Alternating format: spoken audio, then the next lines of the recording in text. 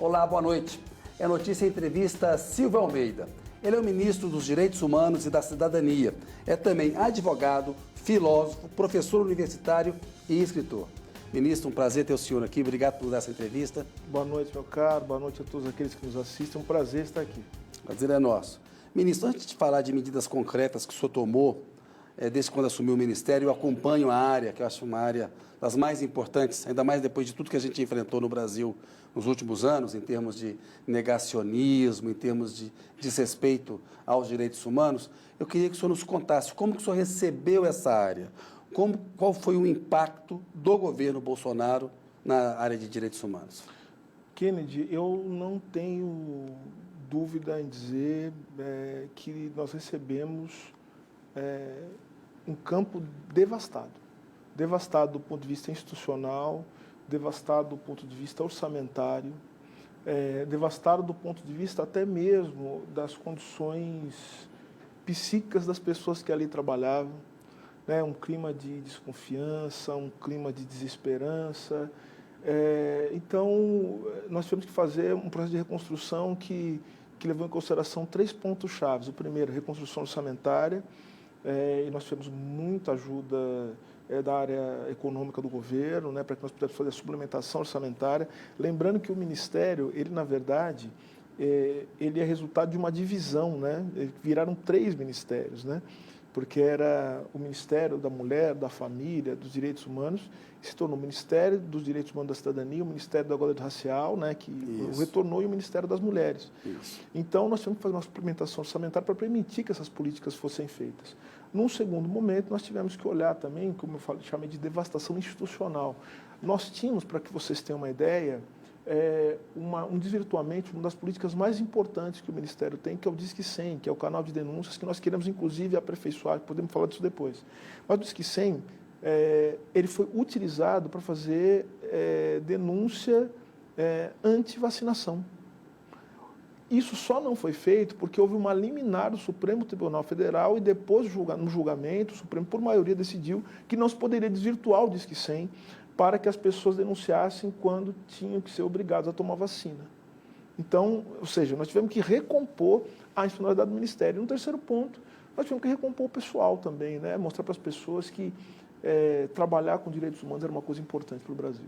Ministro, vamos falar ponto a ponto de medidas que o senhor tomou aí, claro, ao longo desse ano. Uma coisa que me chama a atenção é um trabalho com a população de rua. Vocês lançaram um programa direcionado a isso. A gente viu que o censo, ele aferiu melhor, né? Nós temos uma estimativa aí de mais de 300 mil pessoas vivendo nessas condições. E os problemas para as pessoas ficarem na rua? Pobreza, desemprego, questões familiares. O que o Ministério tem feito para enfrentar essa questão? Então, veja, desde o começo do ano passado, isso faz parte daquele processo de reconstrução institucional. Já na transição se decidiu colocar as pessoas em situação de rua como um dos públicos prioritários do Ministério, porque se entendeu, o presidente Lula entendeu que era um papel do Ministério dos Direitos Humanos e da Cidadania cuidar dessas pessoas. Então, o que nós criamos? Recriamos a participação social, o Comitê Intersetorial de Participação das Pessoas em Situação de Rua, o CIAMP, que havia sido demolido, destruído. Voltamos com o CIAMP e aí criamos o Plano Ruas Visíveis. Isso. Esse Plano Ruas Visíveis é o Plano Nacional para os Direitos das Pessoas em Situação de Rua. E esse plano, ele contou com a participação de diversos ministérios, fizeram aportes orçamentários de quase R$1 bilhão. E qual que é o objetivo desse plano? Porque muita gente entende o seguinte, esse plano é para permitir que as pessoas fiquem na rua, vivendo bem. Veja, ninguém vive bem na rua. Exato. Não existe a possibilidade da gente pensar em dignidade das pessoas vivendo na rua. Isso. As pessoas estão na rua porque foram empurradas para a rua, uma série de condições. Então, qual que é a ideia do plano? A ideia do plano é construir as portas de acesso para que as pessoas saiam da rua. E para sair da rua, primeiro, a pessoa tem que ficar viva, então tem que ter segurança. Isso. Essa pessoa tem que ter alimentação, tem que ter acesso ao serviço de saúde. Porque, veja, uma pessoa que está na rua, ela, de uma hora para outra, ela não acessa o serviço de saúde. Ela tem a sua cidadania amputada. As mães não conseguem colocar os filhos na escola. Não conseguem, porque não tem, as pessoas não conseguem trabalho, emprego, não conseguem renda, porque não tem endereço. Isso. Porque não tem documento. Isso, não tem documentação. Então, o que nós fizemos? Um plano para que essas pessoas pudessem ter acesso à saúde, à educação, ao mínimo de cidadania com documentação civil, que nós pudéssemos fazer políticas de segurança, criando protocolos de segurança, utilizando, no nosso caso especificamente, o Disque 100 para denúncias de violência contra essas pessoas e tomando providências. E o mais importante de tudo, que não pode deixar de estar na nossa mente quando pensamos nisso. Qual que é a política mais importante para a pessoa em situação de rua? É a política de moradia. Sem a moradia, tudo que eu estou falando não tem o menor sentido. Por isso que agora, em fevereiro, né, o Ministério da Cidade vai soltar mais uma portaria para colocar as pessoas em situação de rua, está dentro do plano, né, como público prioritário do Minha Casa Minha Vida. Então, fora outras iniciativas, eu quero lembrar o seguinte, a política de pessoas em situação de rua, ela não é só do governo federal. Ela é do governo federal, dos governos estaduais e dos municípios. Isso. Então, o que nós queremos fazer é induzir algumas políticas, né, que vão fazer com que municípios e estados se tornem parceiros nessa política que nós estamos criando agora. Ministro, falar com o senhor, que é a autoridade máxima aí nessa questão dos direitos humanos no país, o trabalho do padre Júlio Lancelotti, lá em São Paulo, que é um trabalho notável, né? Inegável a importância dele com a população de rua, e ele é vítima de fake news, né? Teve uma ameaça de CPI que está voltando agora. Como é que o senhor avalia esse cerco ao padre Júlio? O que é possível fazer do ponto de vista do governo federal para evitar, né, que é um ataque a uma figura que faz um trabalho notável. Importantíssimo. Bom, primeiro, o padre Júlio, ele participou de maneira muito ativa da confecção desse plano, porque ele dialoga com a população em situação de rua. Quando da regulamentação da lei Padre Júlio Lancelotti, eu estive pessoalmente conversando com o padre, estive na paróquia dele, nós conversamos, para que ele expusesse também todas as questões que ele vivencia. Sim. Então, ele participou ativamente. Então, ele é um campeão, né, na luta pelos direitos dessas pessoas. Agora, a perseguição ao padre Júlio Lancelotti, acho que ela tem diversas explicações. Dentre elas, a explicação de que se instalou no Brasil um clima que é contrário a todo tipo de solidariedade social. É um discurso que é ancorado num individualismo profundo, num neoliberalismo autoritário, né, e que vê as pessoas, e é quase um darwinismo social. O que eu quero dizer com isso? As pessoas em situação de rua seriam pessoas absolutamente descartáveis, estão na rua porque querem, então parar essas pessoas seria absolutamente desnecessário. Como é que você gasta dinheiro com essas pessoas? E veja só que interessante, se reduziu o problema da pessoa em situação de rua, isso é um problema, não estou dizendo que não é um problema, a questão do uso abusivo de álcool e drogas. Isso. E esse não é a única face do problema, né? E há pesquisas que demonstram que as pessoas, inclusive, usam de maneira abusiva álcool e drogas porque estão na rua. Exato. Né? Então, ou seja... E não é um problema só da população de rua, não. Exato. Não, foi muito bem colocado pelo senhor. Mas o que eu acho, enfim, é isso. O que a gente pode fazer concretamente? Eu já tomei essa iniciativa, que é o seguinte, eu pedi à consultoria jurídica do Ministério que analisasse toda essa onda de fake news, de denúncias que se criou contra o padre Júlio Lancelotti. E por que eu pedi para analisar especificamente? Porque me parece que é aquilo que a literatura chama de shitstorm, né? Que é uma onda de denúncias que tendem a tirar a dignidade da pessoa, expor a pessoa a risco de vida. Isso. Porque, veja, essa onda de denúncias vai radicalizando as pessoas, vai criando um ódio sobre a figura do padre e que realmente se encontra sob ameaça. A integridade física dele. Então, é o seguinte, o que nós pedimos, então? Primeiro, nós vamos pedir à Polícia Federal que investigue quem está por trás dessa onda, né, de ódio, porque, veja, isso é um método. Então, existe quem está operando esse método, nós temos que saber quem. E, para além disso, nós também vamos oficiar as empresas que gerem as redes sociais para que elas diminuam o alcance, né? Ou, pelo menos, retirem do ar as páginas que são as difusoras disso. Isso. Né? Então, esse pedido será feito, se é que já não foi feito, né? Preciso verificar, porque eu já determinei a Polícia Federal para que inicie esse processo. E nós vamos usar esse modelo, por quê? Porque o padre Júlio Lancelotti, ele é um dos defensores dos direitos humanos que tem sido vítima desse tipo de coisa e que tem tido as redes sociais como uma tecnologia fundamental para que esse método ele possa se estabelecer. Nós vamos tomar providência, só que isso não vai ficar barato, não.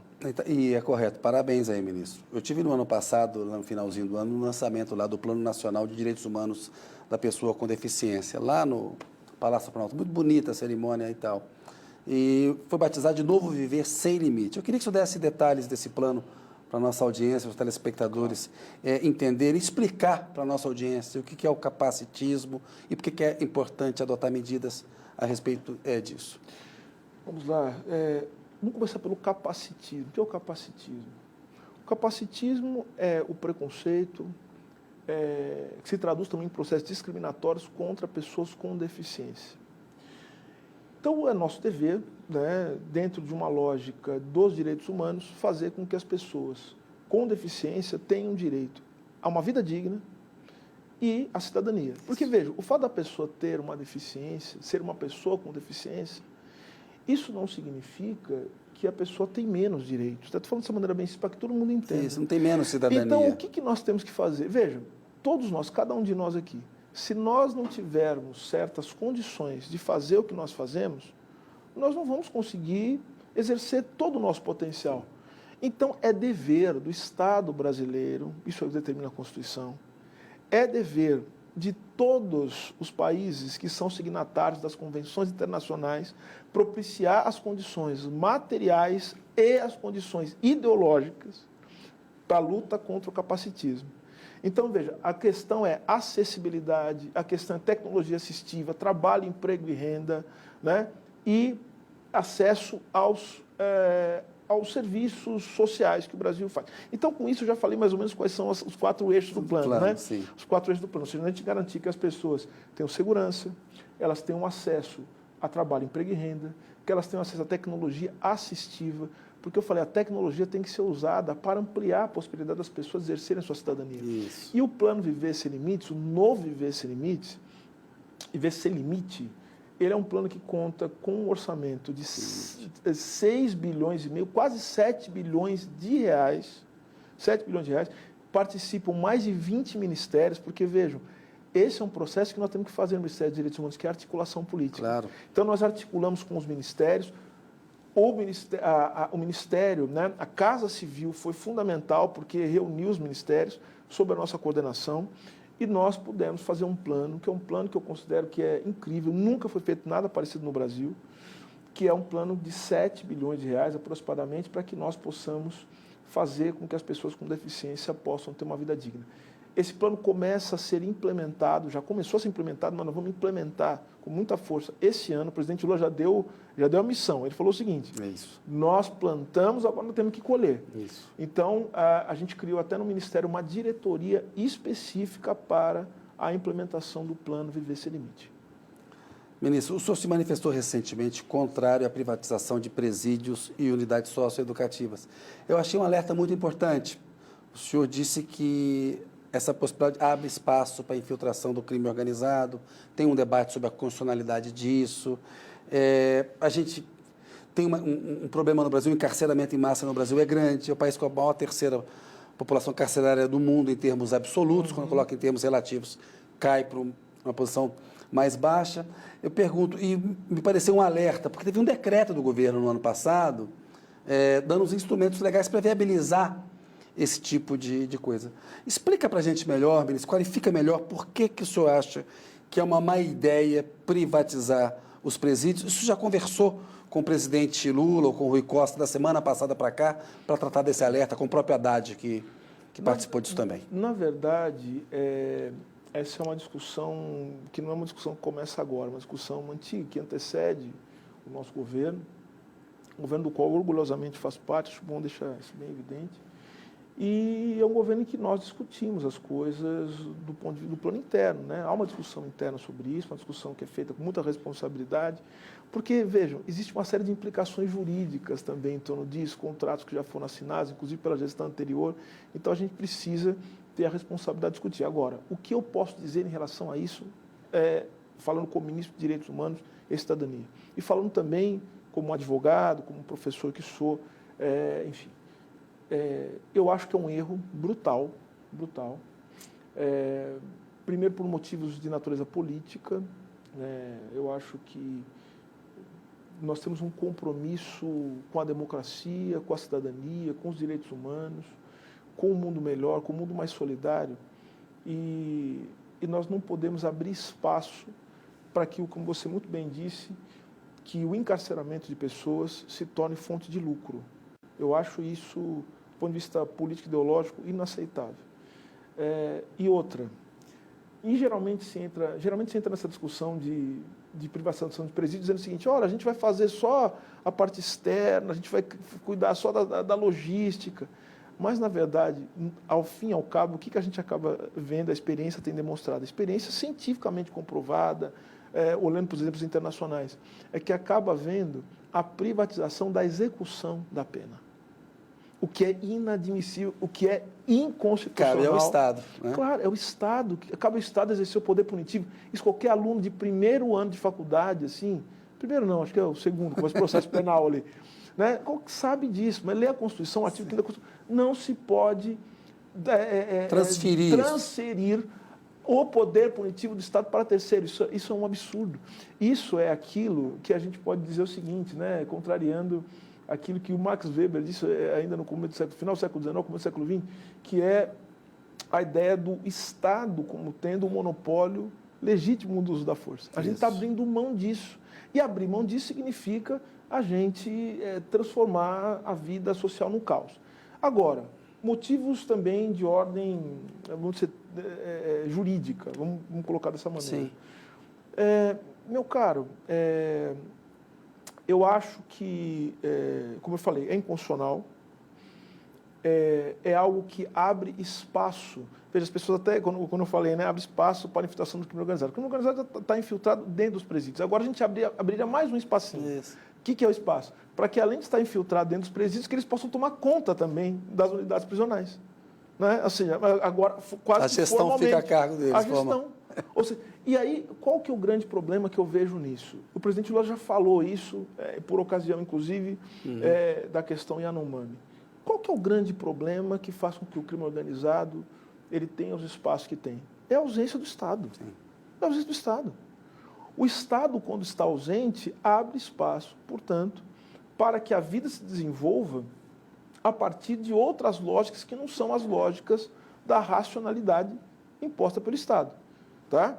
Então, veja, por que você tem o crime organizado florescendo e crescendo dentro das unidades prisionais? Que, aliás, Kennedy, quero dizer o seguinte: se a gente não for capaz de dar uma resposta para o que acontece dentro dos presídios, nós não vamos ser capazes de dar uma resposta para o que acontece fora dos presídios em termos de segurança pública. Porque ali é um espaço onde, ao contrário do que as pessoas pensam, o Estado está ausente. Então, eu vou conversar esses dias, tenho já falado com o queridíssimo Ricardo Lewandowski, novo ministro da Justiça. Novo ministro da Justiça, para que nós possamos pensar em algo que, para ele, é muito tranquilo, porque ele foi professor, eu falo que ele foi meu professor, porque ele foi professor do Lago São Francisco, onde eu fiz doutorado, enfim, ele é professor do Lago São Francisco. Eu digo para ele, ministro, a gente tem que pensar em colocar na cabeça das pessoas, e mais do que isso, colocar em prática no Brasil a seguinte coisa: não existe política de segurança pública sem direitos humanos. Se você não pensa... Veja, direitos humanos não quer dizer, Kennedy, abrir mão do uso da força. Isso não existe. Não existe Estado que não faça uso da força. Isso aí quem ensinou para a gente é um italiano chamado Antonio Gramsci, inclusive. Né? Ou seja, é o consenso e o uso da força. Sim. A gente precisa saber disso. Ou seja, não há como abdicar do uso da força. Não existe como enfrentar o crime organizado e a violência do crime organizado sem a possibilidade do uso da força. Só que não significa que o uso da força é você entrar dentro de uma favela atirando nas pessoas de maneira inocente, sem mandado, enfim, como está acontecendo em muitos lugares do país, como está acontecendo agora no litoral de São Paulo. Isso aí não pode acontecer. Existem, para as pessoas saberem, gente, existem convenções, protocolos internacionais sobre o uso da força afinado com os direitos humanos. Ou seja, ninguém está dizendo que um policial ele não pode usar uma arma, ninguém está dizendo que o policial não pode usar força, ninguém está dizendo que você não pode segurar a mão de alguém que vai bater em alguém que é mais fraco. Isso aí tem que ser uma possibilidade. Só que isso não significa o uso indiscriminado, como o ministro Flávio Dino dizia, o uso indiscriminado da força, o armamentismo irresponsável, como o Flávio Dino dizia. Isso não pode acontecer. Então, a gente precisa desmistificar essa ideia de que segurança e direitos humanos, preservação da vida, dignidade das pessoas, respeito à lei, à legalidade, é algo incompatível com segurança pública. Está correto. Ministro, na questão da segurança pública, que o Lewandowski, o Lula, o senhor acabou de abordar agora, a gente vê que ela tem, né, e nessa questão do encarceramento em massa, tem um corte social e, sobretudo, racial. Né? Os mais pobres e os negros têm uma taxa maior de aprisionamento, de encarceramento. Está em tramitação no Supremo um julgamento sobre posse de drogas. E tem um voto médio permitindo que uma determinada quantidade não seja considerado tráfico, né? Enfim, para tirar a pessoa da prisão. Porque a gente teve uma legislação que foi pensada em tese para melhorar e agravou e permitiu um encarceramento maior. Sim. O Barroso disse que não vai votar isso. Está meio, acho, um erro deles, que não vai votar, está lá pronto, por causa que é um assunto a ser discutido com o Congresso Nacional aí. Como é que o senhor pretende tratar essa questão do ponto de vista dos direitos humanos? Como é que o senhor vê essa discussão? Eu já tive a oportunidade de falar sobre isso, inclusive a última vez que falei sobre isso, me rendeu um convite para me explicar no Congresso sobre isso, né? Sim. Quando comentei sobre isso. Olha, Kennedy, como eu já disse, a questão do encarceramento em massa, ela está relacionada a uma política criminal que, a mim, me parece bastante equivocada, que é a fala do presidente Lula, que está em discussão dentro do Supremo Tribunal Federal. O Ministério dos Direitos Humanos, a gente tem uma coordenação de segurança pública em que nós já nos manifestamos a respeito disso, e a nossa manifestação vai no sentido de que é preciso que nós tenhamos uma política criminal sobre a questão das drogas que possa barrar esses efeitos raciais, esses efeitos de classe que estão embutidos nessa política equivocada que a gente tem levado há anos, né? Ou seja, porque note, o pessoal fica dizendo o seguinte, olha, nós precisamos mudar a política de drogas porque há muita liberalidade, é o contrário. A política de drogas no Brasil, ela não está dando certo. É isso que a gente tem que fazer. E ela é conservadora. É conservadora, ela não está dando certo, ela não se vale das experiências internacionais. Né? Agora, vamos ter que diferenciar uma coisa. Nós não estamos aqui falando das pessoas que se organizam para práticas criminosas, não estou falando aqui do crime organizado. Isso. Do crime organizado.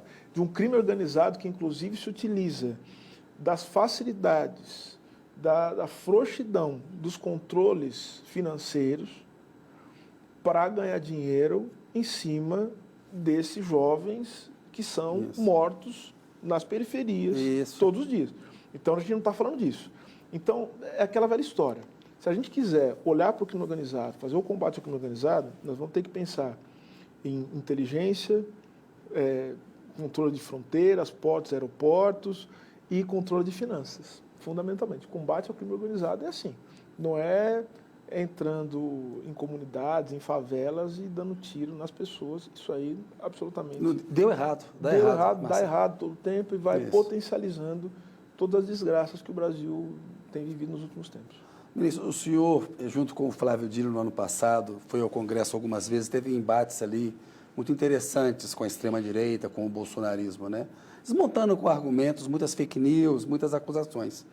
Tem 2 deputados, que eu nem vou citar o nome deles, porque eles não merecem crédito, que o senhor pediu uma providência na Advocacia Geral da União por ofensas que eles fizeram, mentiras que disseram em relação ao senhor.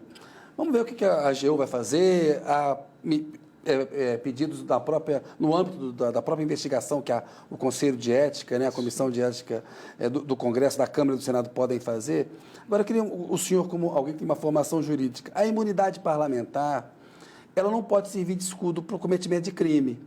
Agora, é preciso rever o Instituto da Imunidade Parlamentar como ele está hoje, ou o problema está na forma corporativista como o Congresso entende o que é a imunidade parlamentar? Vamos lá.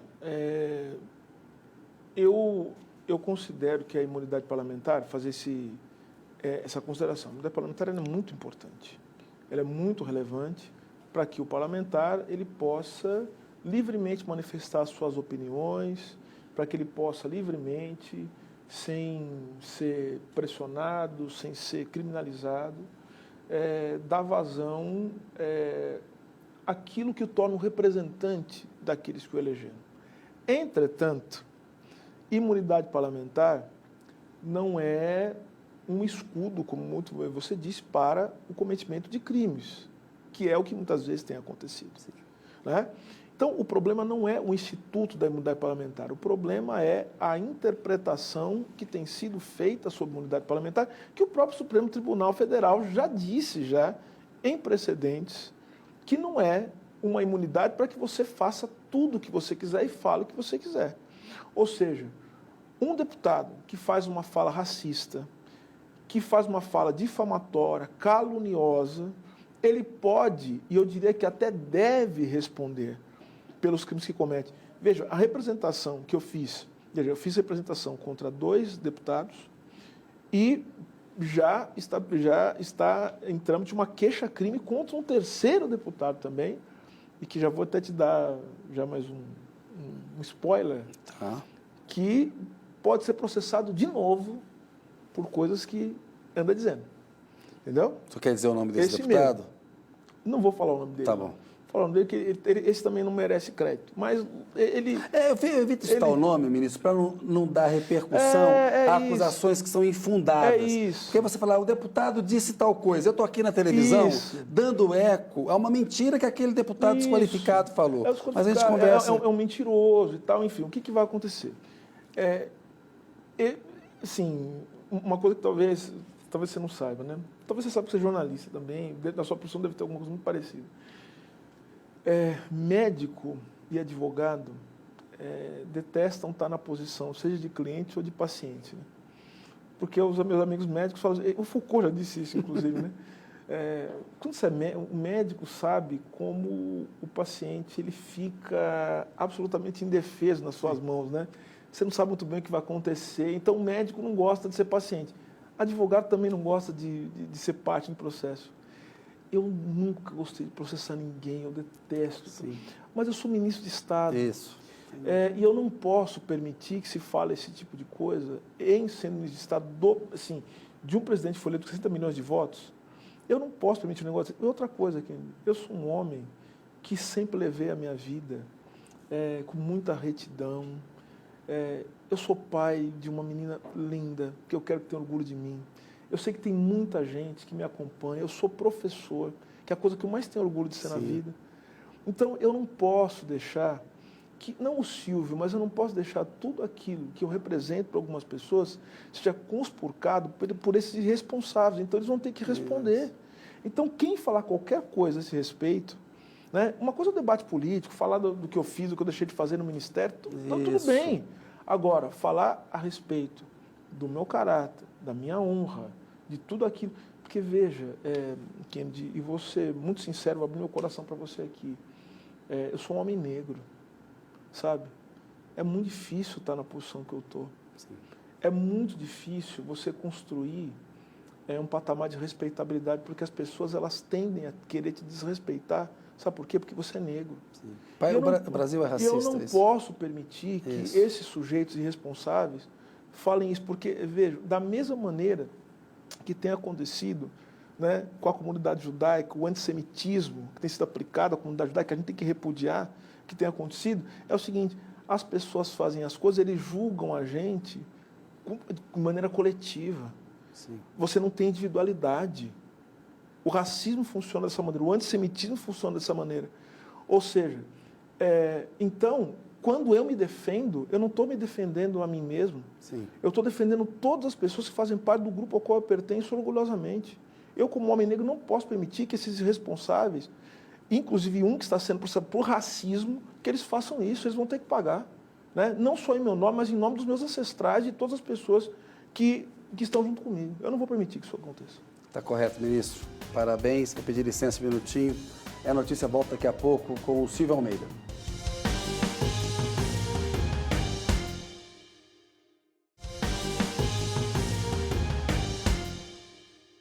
A notícia está de volta com o Silvio Almeida, ministro dos Direitos Humanos e da Cidadania. Ministro, a gente sabe que o Bolsonaro é homofóbico, é racista, foi um presidente que se manifestou dessa forma, como esse presidente hoje continua a se manifestar. Eu queria que o senhor dissesse, na pasta do senhor, em relação à população LGBTQIA+, que medidas que o senhor está tomando, e depois eu quero entrar na questão do racismo e das medidas em defesa da população negra. Perfeito. Eu tenho muito orgulho de, sob a minha condução, o Ministério dos Direitos Humanos e da Cidadania, pela primeira vez na história, ter uma Secretaria Nacional dos Direitos das Pessoas LGBTQIA+, que é liderada, ocupada por uma secretária que está fazendo um trabalho excepcional, que é a Simi Lahar, que é uma mulher trans. E quando eu falo trabalho excepcional, eu estou dizendo que é um trabalho de natureza simbólica, mas é mais do que isso, um trabalho político, de criar uma série de medidas de proteção às pessoas LGBTQIA+. Exemplos. Nós vamos, o Ministério dos Direitos Humanos e da Cidadania, por meio da Secretaria, vai apoiar a criação de 2 casas de acolhimento e mais a reforma, a reequipamento de mais 10. Nós queremos fazer muito mais. O que são essas casas de acolhimento? As pessoas LGBTQIA+, elas geralmente são... É muito comum que seja assim. São expulsas de casa, são vítimas de violência, ficam nas ruas e nós queremos abrigar essas pessoas, acolher essas pessoas, que elas tenham lugar, e o governo, o Estado tem o dever de fazer isso, o dever de cidadania. Outra coisa, está sendo construído o Plano Nacional de Enfrentamento à Violência das Pessoas LGBTQIA+, que vai envolver também uma série de ministérios, Ministério da Justiça, Ministério da Saúde. Inclusive, nós tivemos um evento agora, no Dia da Visibilidade Trans, com a ministra Nízia Trindade, que se colocou à disposição, e também há uma série de medidas para a saúde da população LGBTQIA+.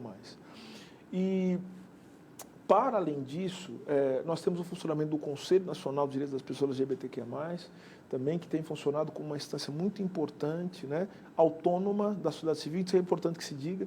O Ministério dos Direitos Humanos, Kennedy, e você vê o tamanho da minha encrenca, né?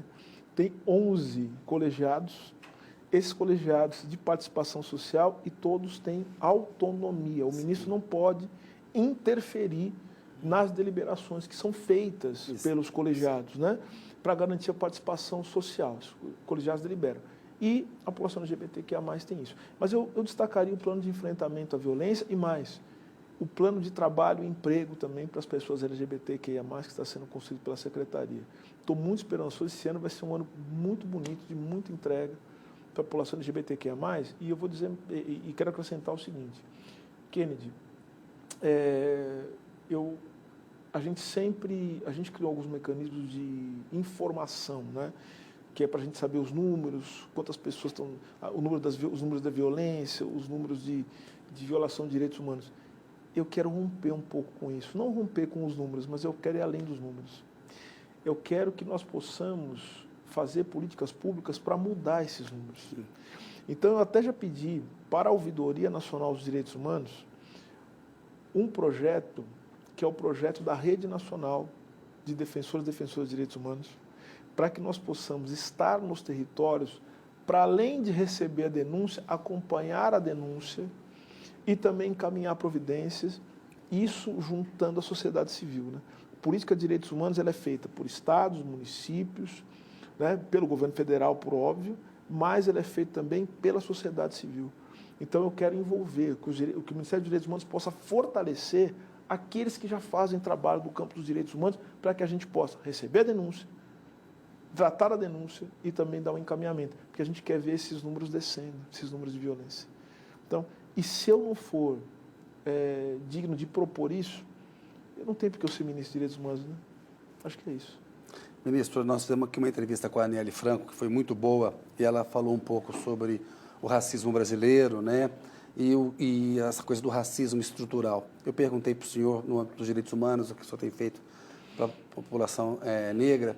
Fala um pouco sobre essa questão do racismo estrutural brasileiro e como que é importante a gente enfrentar o racismo na sociedade. Essa pergunta me dá a oportunidade de falar sobre uma série de coisas que eu acho que são relevantes, né? Incrivelmente, a visão sobre o racismo como fenômeno estrutural, ele não começa comigo, com o meu livro. Esse é um assunto que é estudado desde os anos 50, que ganhou força nos anos 70 com um livro chamado, olha o nome do livro, Black Power, né? Que é um livro escrito pelo Kwame Ture, que era o Stokely Carmichael, que foi membro do Partido dos Panteras Negras, sim, enfim, né? E pelo Charles Hamilton, né? Esse livro é importante. O que traz esse livro? O que traz essas proposições? Que o racismo ele não se esgota apenas nos fenômenos da violência direta, né? Ou seja, você xingar uma pessoa negra, você cometer um ato de violência e discriminação direta. O racismo ele é possível por quê? Porque existe toda uma espécie de cenário que coloca as pessoas negras numa posição em que elas serão frequentemente objeto de algum tipo de violência. Isso nos abre uma série de perspectivas para a luta antirracista. Veja, a perspectiva da luta antirracista ela não se limita, por exemplo, a entrar com ação judicial. Não se limita simplesmente à ação afirmativa, que é muito importante, porque já é uma abertura, né? Sim. Mas ela faz com que nós olhemos o racismo a partir de elementos como a economia, a política, O encarceramento, a cultura, né? E a gente consiga juntar tudo isso, ou seja, e a gente não vai só para o campo da criminalização, a gente vai para o campo da transformação da sociedade, ou seja, para a gente mudar a situação dos negros no país, efetivamente, claro, importante, quem é racista tem que pagar por isso, quem xinga uma pessoa negra tem que pagar por isso, quem ofende uma minoria tem que pagar por isso. Tem que ter ação afirmativa? Tem que ter ação afirmativa. Então, a política de ação afirmativa na forma de reserva de vagas na universidade se mostrou muito importante para o Brasil como um todo. Mas nós temos que pensar mais. As grandes políticas para a população negra são as políticas, por exemplo, de caráter estrutural. O fortalecimento do Sistema Único de Saúde é uma das maiores políticas antirracistas que a gente pode fazer. O fortalecimento da economia brasileira, ter um programa de desenvolvimento econômico, uma industrialização, né, sustentável, que melhore a qualidade dos salários no Brasil. Isso é fundamental. Ou seja, a gente tem que cuidar das questões de natureza cultural, simbólica, temos que cuidar disso, mas nós temos que cuidar desse solo, desse chão que torna o racismo possível. Só para terminar, dando uma imagem para as pessoas entenderem o racismo estrutural. Vejam só, o que faz a gente achar que uma cena de um policial, né, batendo num homem negro é racismo? A gente só acha que essa cena é racismo, ou a gente faz essa leitura, isso aqui é racismo, porque existe um cenário. Aquilo é uma cena, só que não tem cena sem cenário. Ou seja, a gente de alguma maneira sabe que aquilo, a maneira de organizar o mundo, já nos faz entender que existem raça. A raça, portanto, ela é um produto do racismo. Então, a gente identifica as pessoas a partir da sua raça. Então, não dá para a gente entender aquela cena isoladamente sem que haja um cenário que nos faz colocar pessoas negras e pessoas que não são negras, brancas, em posições hierárquicas diferentes do ponto de vista da avaliação social. Ministro, nós estamos aqui, o tempo está acabando, mas tem uma pergunta que eu quero fazer para o senhor. Eu queria abordar uma questão do golpe, da tentativa de golpe de 8 de janeiro e dos militares. Mas, vez ou outra, se houve uma crítica que o senhor é intelectual demais. O senhor até falou recentemente a respeito disso. Como se ser intelectual, ser culto, ter uma formação como o Fernando Haddad tem, né, na Fazenda, o Fernando Henrique Cardoso foi presidente, fosse um problema. Outros ministros também. Outros ministros exato. também têm. Isso é parte do racismo estrutural brasileiro? O Lewandowski é professor da USP, maravilhoso, incrível. E como se isso fosse um entrave para o senhor ser um executivo no Ministério. O senhor listou aqui várias ações que são típicas de uma pessoa com vocação executiva mesmo. De onde que vem esse tipo de crítica, na opinião do senhor? Racismo. Racismo puro, né? Claro, não faz o menor sentido. Não, porque, veja só, eu acho meio cabotirismo ficar falando de mim mesmo, né? Mas tudo bem, já que você perguntou... Não, a entrevista é com o senhor, só tem que falar. Então, mas, enfim... O senhor é entrevistado. Eu tenho uma experiência na advocacia de mais de 20 anos, eu sou advogado há 20 anos. gerente de escritório de advocacia, sendo sócio de um dos maiores escritórios de advocacia do Brasil, liderando equipes. Fui presidente do Instituto Luiz Gama, né, durante muitos anos. Sim. Fui empresário, né, enfim, e fui para o serviço público. E vejam as coisas que nós fizemos. Reconstruímos um ministério, os números da nossa execução orçamentária são impressionantes. Né? E veja, para executar orçamento, você precisa ter equipe, ter projeto. Né? E o Ministério dos Direitos Humanos não é um ministério com maior orçamento e não tem a maior equipe. Embora, isso é meu, tá? Tem a melhor equipe. Claro, vou elogiar a minha equipe. Mas veja, nós executamos 97,5% do orçamento. É uma execução muito alta, muito boa. É uma boa. execução alta, boa. Ou seja, o que explica isso? Né? Então, dizer que eu sou intelectual demais. Né? Eu fui advogado de comunidade quilombola. O que explica isso é racismo. Não tem outra, para mim não há uma outra explicação possível. E aquilo que eu já falei, né? Se eu tivesse estudado pouco, iam falar o seguinte: poxa, mas esse cara aí estudou tão pouco. Como eu estudei bastante e tive essa possibilidade, uma possibilidade que me foi dada, eu faço questão de dizer isso. Eu sou produto das vezes em que o Estado brasileiro resolveu, ao invés de matar, resolveu nos acolher. Boa. Eu sou produto disso. Eu sou produto do serviço público, eu sou produto do povo brasileiro, como eu falei, meu pai foi jogador de futebol, eu sou produto das escolas de samba, eu sou produto das religiões de matriz africana, eu sou produto da solidariedade social, eu sou produto da escola pública, eu sou produto da universidade pública, né? Eu sou produto do Sistema Único de Saúde. Ou seja, eu sou o resultado disso, quando o Brasil resolveu se estabelecer como sendo um país acolhedor das pessoas. Eu acredito muito no meu país, no meu povo. Então, quando eu falo que eu estudei muito, eu estudei porque me foi permitido fazer isso, me dar esse caminho. E agora eu quero colocar esse serviço do Brasil. Então, assim, podem falar o que quiser. Eu vou continuar estudando muito mesmo. Vou continuar, se eu puder, vou estudar ainda mais. Vou estimular as pessoas que estudem. E mais, vou estimular também que as pessoas coloquem isso a serviço do Brasil para fazer uma gestão de qualidade. E aí, o meu grande objetivo no Ministério, sabe qual é, Kennedy? É fazer com que a política nacional de direitos humanos seja política de Estado e não só política de governo. E para isso tem que ter gestão. Ministro, eu quero falar com o senhor sobre democracia também. O senhor tem uma visão muito interessante a respeito disso. A gente viu, teve a tentativa de golpe de 8 de janeiro de 2023, teve uma cerimônia recente lembrando disso, porque a memória é importante para que não se repita, a memória histórica é uma coisa importante. A gente vê no mundo o risco do Donald Trump voltar nos Estados Unidos, estamos vendo o que está acontecendo na Argentina. Enfim, eu queria uma avaliação do senhor sobre o risco que a nossa democracia correu e se ela ainda corre risco. Nossa democracia correu risco, mas eu vou dizer que uma coisa como o que aconteceu em 8 de janeiro não começa no dia 7 de janeiro. E nem começou em 2022. E nem em 2018. Ou seja, o 8 de janeiro ele foi a culminância de um processo que eu considero que vamos dizer assim, que é resultado de algumas tendências estruturais que o Brasil ele carrega ao longo da sua história e que, diante de crises, que são crises internacionais, que atingem o Brasil com muita força, isso eclode. Eu estou falando de que tendências? Primeiro, o Brasil é um país que, do ponto de vista político e institucional, tem uma dificuldade muito grande de estabelecer uma cultura democrática, e quando eu falo democrática, é de participação social, popular nos processos decisórios. Né?